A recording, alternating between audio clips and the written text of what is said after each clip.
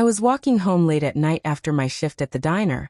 My usual path, quiet, dimly lit, the kind of route where shadows stretch long and the sound of your own footsteps keeps you company. I was half lost in thought, fingers cold in my jacket pockets, when a hand suddenly gripped my arm. "Keep walking and pretend you're my husband," a woman whispered through clenched teeth. I blinked in confusion, about to ask something when she shot me a look, one part desperation, one part warning. Her fingers trembled around my wrist.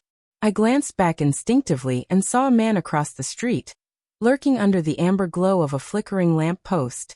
He was watching us intently, jaw tight, hands buried in his coat. Something about his stance radiated menace. So I did what she asked.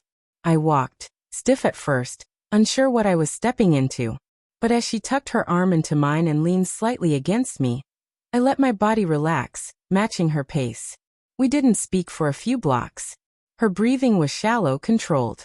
We passed closed shops, a dark park, and I felt the man's presence vanish somewhere behind us. Finally, when we turned a corner near the apartment complex where I lived, she let go and exhaled a shaky breath.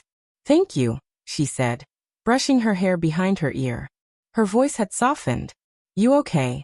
I asked, studying her face.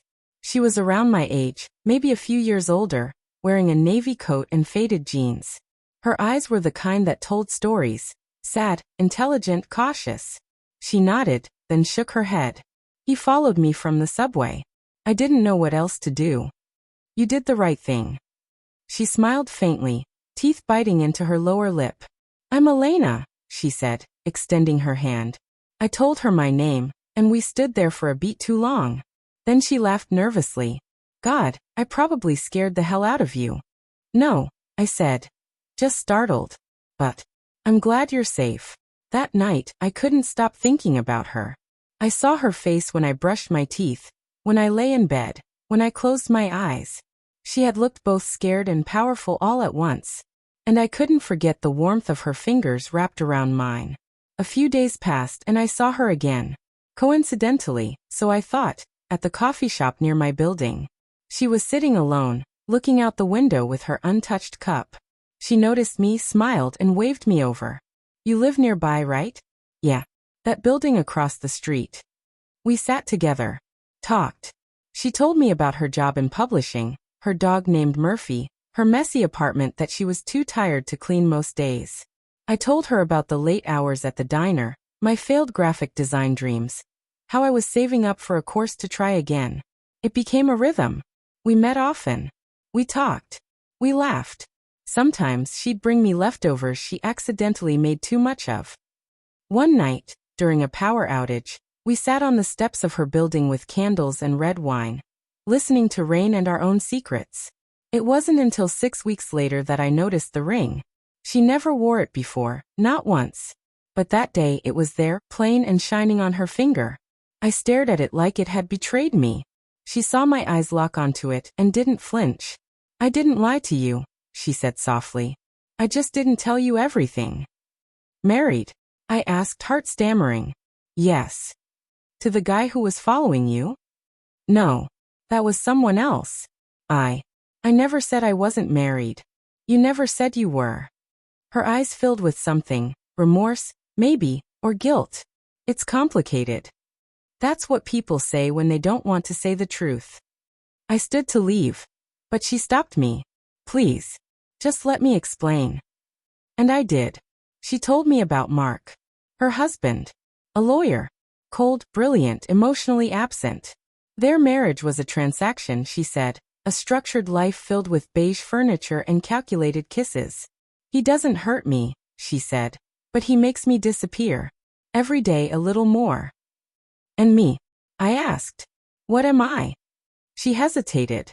"You're the first thing in years that made me feel real." I should have walked away then. Should have said something noble, wise, self-preserving. But I didn't. We kept meeting. Not out of lust, not just. It was more subtle, more dangerous than that. She needed to be seen.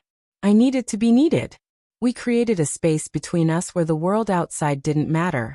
Where she wasn't a wife and I wasn't a man stealing someone else's. In that space, we were just us. We kissed for the first time in her apartment on a rainy Wednesday.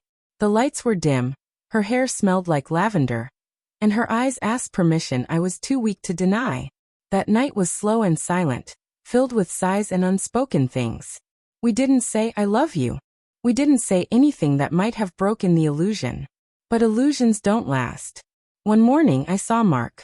He was outside my diner. Clean suit, polished shoes. He walked in, ordered black coffee, and sat at the counter. I froze, spatula in hand, watching him sip like he wasn't a nuclear bomb wrapped in skin. He looked up, and his eyes met mine. Adam, right? I nodded. She talks about you, he said. Calm. Flat. You're the guy from the street. The one she pretended was her husband. I didn't know what to say. He stood, placed a tip on the counter. She's always chasing ghosts, he said. Don't become one of them. That night, I waited outside her building, but she didn't come home. I texted, called. Nothing. Days passed. Then weeks. Finally, a letter came. No name. No address. Just a note in her handwriting. Some lives aren't meant to bloom in the open. What we had, it was real. But I can't keep chasing freedom in other people. I have to find it on my own. Thank you for reminding me I'm still alive. That was it. No dramatic goodbye. No final embrace. Just silence. Sometimes, I still walk past that coffee shop where we first sat. I see the table by the window, still bathed in soft light. And I wonder if she remembers the taste of rain, or how our hands fit, or how two people can be everything and still end up as nothing. I don't hate her. I don't hate myself. But I've learned, when someone grabs your arm in the dark and pulls you into their world, sometimes you save them. And sometimes they drown you too.